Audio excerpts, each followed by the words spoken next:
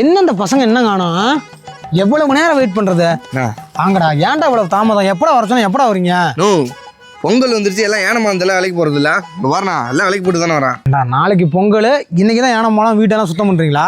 அப்பெல்லாம் ஒரு வாரத்துக்கு முன்னாடியே நாங்கெல்லாம் வீடெல்லாம் சுத்தம் பண்ணிடுவோம், பெயிண்ட் அடிச்சிருவோம், கரும்பு கட்டிடுவோம், எல்லாம் பண்ணிடுவோம். அப்படி ஒரு சந்தோஷமா இருந்தோம்டா பொங்கலுக்கு. என்னடா எல்லாம் காலம் மாறி போச்சுனா எல்லாம் இன்ஸ்டா, வாட்ஸ்அப், ஃபேஸ்புக்னு இதுலயே மெசேஜ் அனுப்பிட்டு ஹாப்பி பர்த்டே மச்சான், ஹாப்பி பொங்கல் மச்சான் அனுப்பிட்டு இருக்கானுங்க.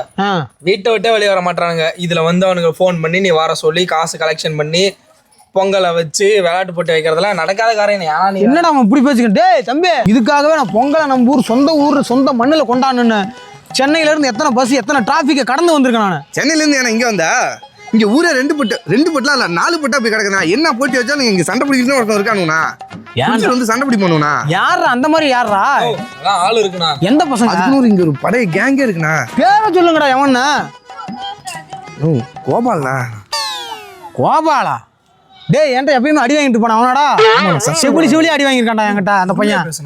என்ன பொறுமையா பேச? அவனை நான் பாத்துக்கிறேன் விட, ஒன்றும் பிரச்சனை கிடையாது. அவன் எங்க போனா அவனை பார்த்து நம்ம பேசிக்கலாம். இந்த வருஷம் பொங்கலை கிராண்டா கொண்டாடுறான். நம்ம ஊர்ல நம்ம எப்படி பொங்கல் கொண்டாடுவோமோ அதை வந்து மக்களுக்கு எடுத்து காட்டுறான். வாங்க வாங்க வாங்க, இருக்கிற பசங்களை கூட்டு வாங்க, கலெக்ஷன் பண்ண போவோம்.